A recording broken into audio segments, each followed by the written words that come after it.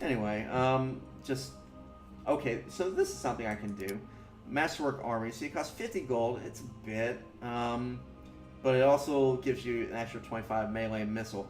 Now what unlocked that was having a foundry, so I'm going to do that and continue to tell him to defend until... I'm hopeful that as this bear just kind of throws himself against us, he'll eventually get wiped out, and then we can take him over.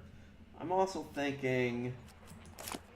Let's go ahead and do another fertile lands. That's probably the best use of it, to be honest, because that gets a little bit fertile land there. Mountain you can't build on. You can eventually flatten mountain, but you can't build on it, so it's something to keep in mind.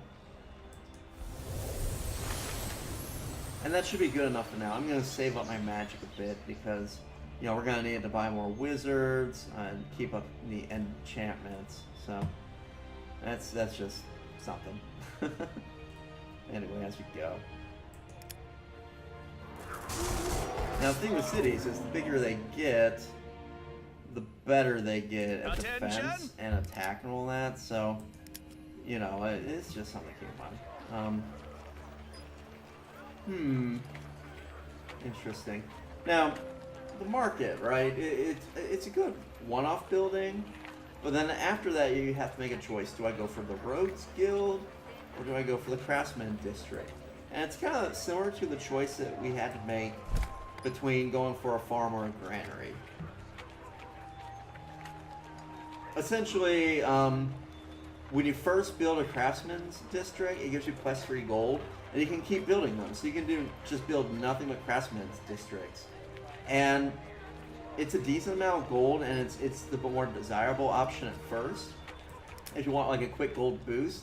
But in the long term, you'll make far more gold if you go the route of building a Rogues Guild, and then from there you can build like banks, and basically they're implying that all the banks are run by outlaws. So kind of funny, but you know, so ultimately, if you want like a short, quick cash boost, add in like a commerce district. But if you want steady, reliable, and ultimately more gold, then go the route of building banks and all those buildings. So just something to keep in mind.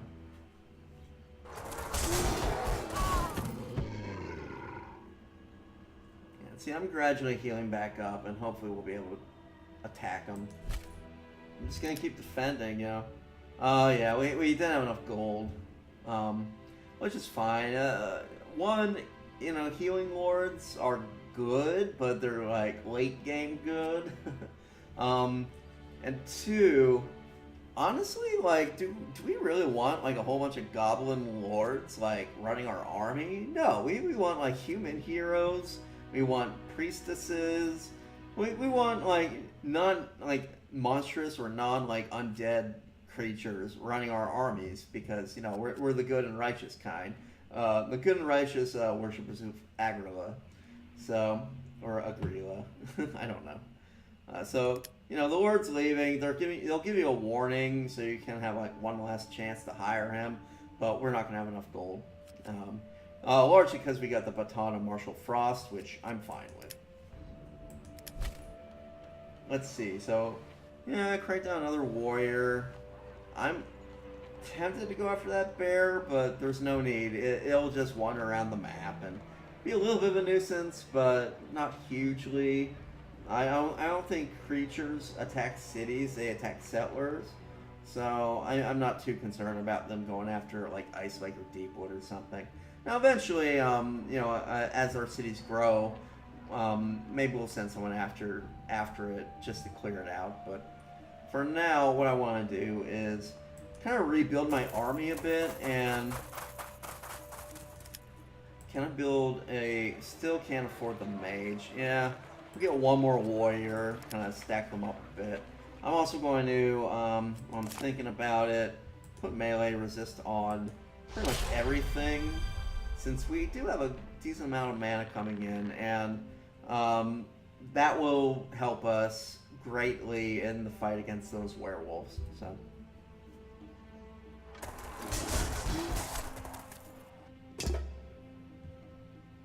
A new spell has been researched, my lord. Alright, so now that we have fertility, we want to start putting that on like every single city that we can.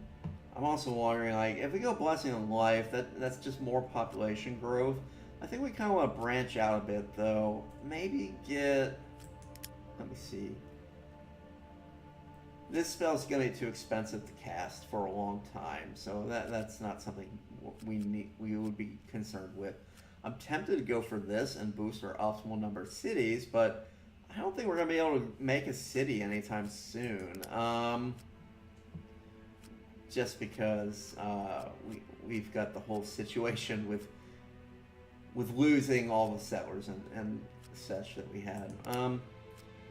Also, you see, like, so how do you unlock more advanced stuff? What you do is you research more things below it. So sometimes you'll be forced to like pick up kind of a useless spell just to fill out the tree enough that you can progress, but I don't know. Like this one I'm not too concerned with, the sorcery tree actually. I really want the wizardry tree to get going though. Like that's where you get these, that's basically nukes. Yeah, and a couple of really good, like this one's actually quite solid, you know, because it's like, you're healing your units when you attack.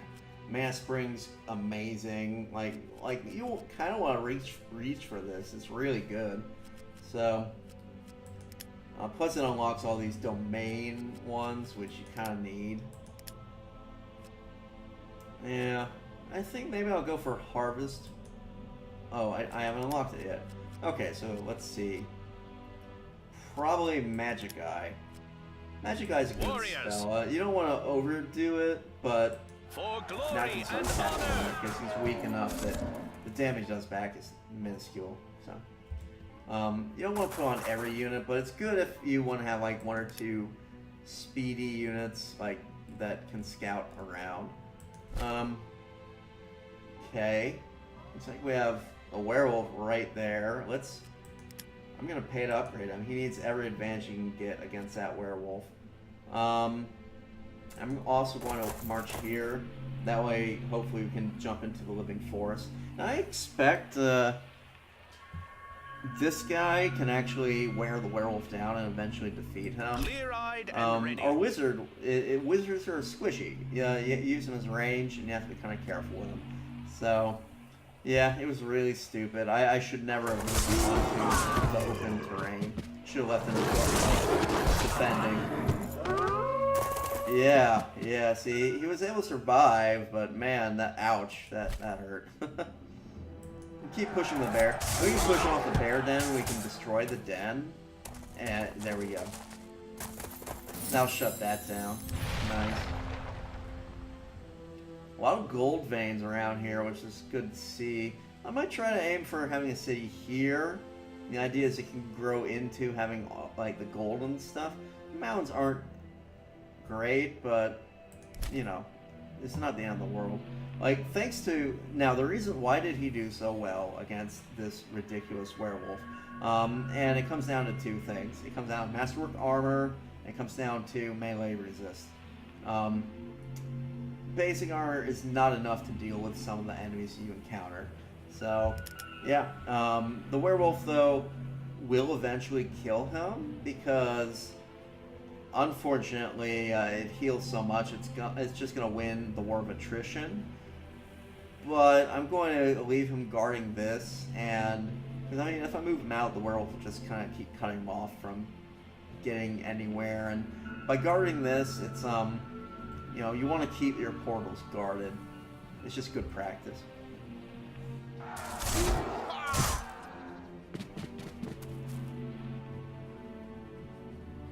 Okay, so the werewolf moved off.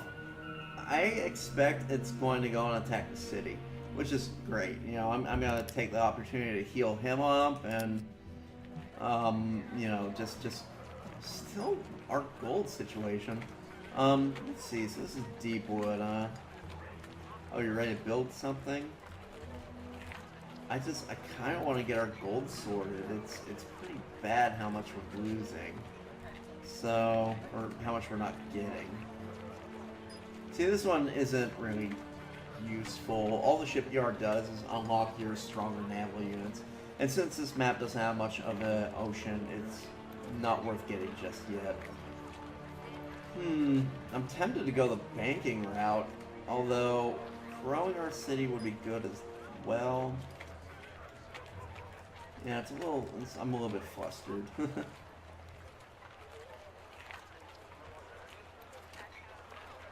I should probably get like a second farm and then go for the granary, because ultimately that'll be worth it more so than trying to like build up our gold. Now, I know we need gold, but if we're patient, we're gonna have it. I mean, we're getting 16 a turn, so my thoughts are let's focus on city growth for now. Where do we want to put it? Let's actually. Well, hey, that's available. Yeah, let's put it there. That way we don't have to cast another fertility spell to kind of clean up more of the terrain. And then I'll also build a granary, because once you have two of the two farms, the granary is worth building. So let's see. Yes, my lord. And I got another one of these. Do we want? I kind of want to save up my gold, but I worry about like sending them out in the wilds without any kind of advantage you can get. Let's do it, because I'm gonna need these guys for attacking that city, and the more protection they have, the more they'll live, and it'll be swell. Now here is where spell casting speed comes into play. You see these little circles around some of these things? That is how much, essentially, how much of a portion of a turn it takes to cast a particular spell.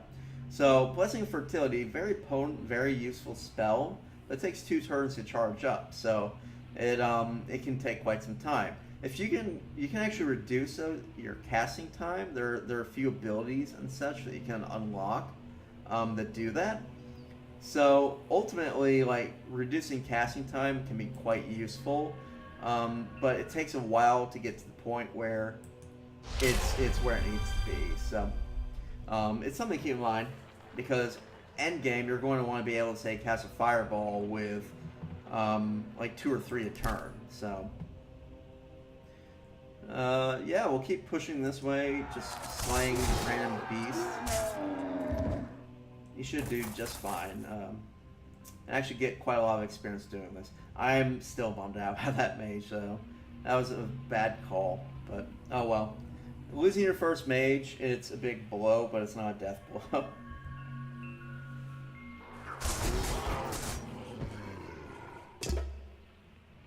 Okay, he's healing up. Congratulations. You have successfully researched a new spell, my lord. I'm gonna push forward a bit.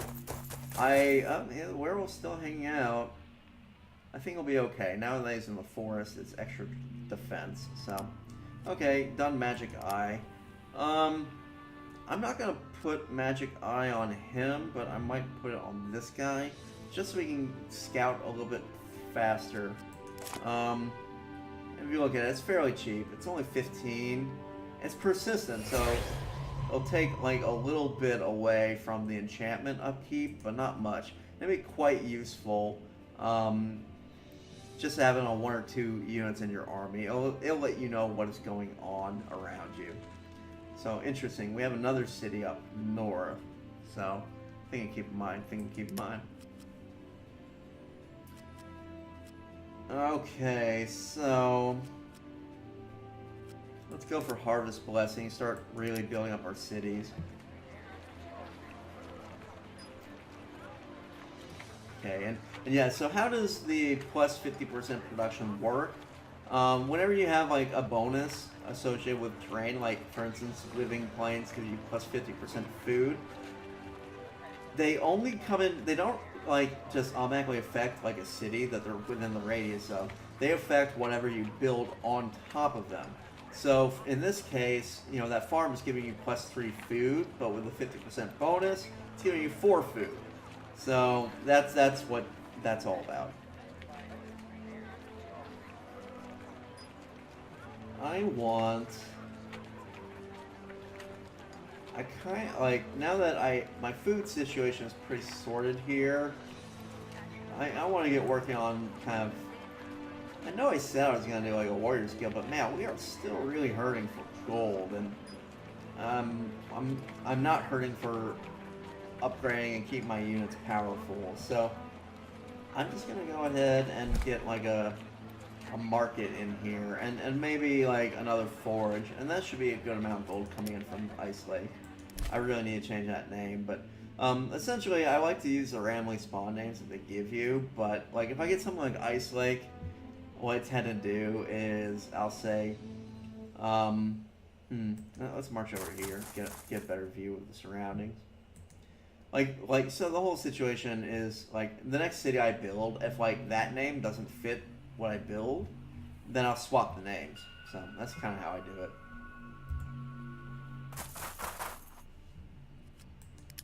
Alright, we're just slowly kind of building up our army, pushing further and further ahead. I'm not going to send him forward just yet because I'm still worried about that werewolf, even though he's got, yeah, he's got the melee protection and all that. Like, honestly, I kind of like, the werewolf's claws won't do much damage with all those boosts, but you still have to be aware of it.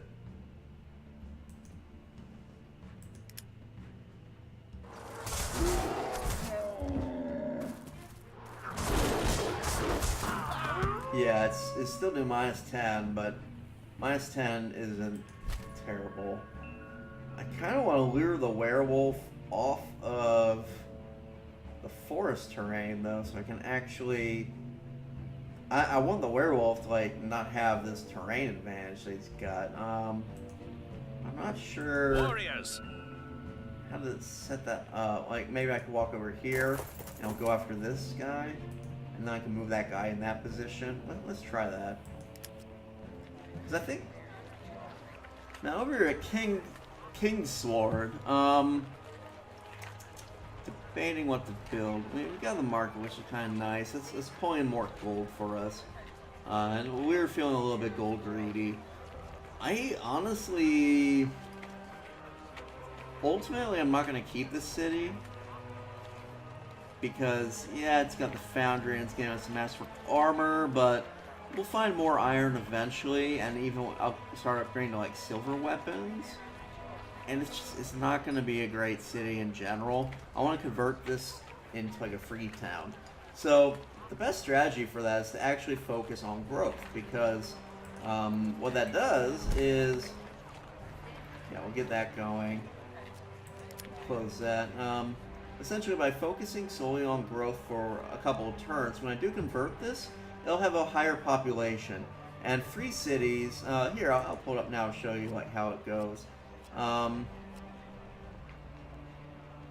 Like, I think you just click on it, maybe pull it up. Here, convert to a special city. So we click this, free town, fortress city. Like, there's all these different options. And what a free town is, essentially, no unrest, no unhappiness, but you can't produce any buildings or any units. So why would you want to convert to a free town? Well, what you do is you build up cities and you get a really high population. The amount of gold that a free town generates is based on its population.